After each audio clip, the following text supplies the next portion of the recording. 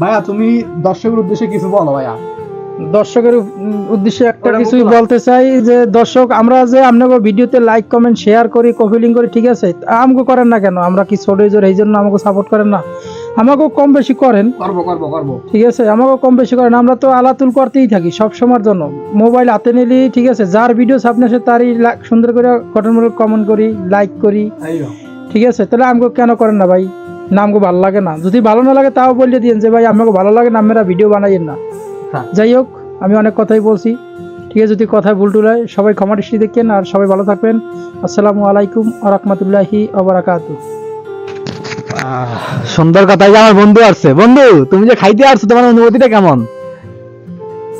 কিছু কইবা তুমি?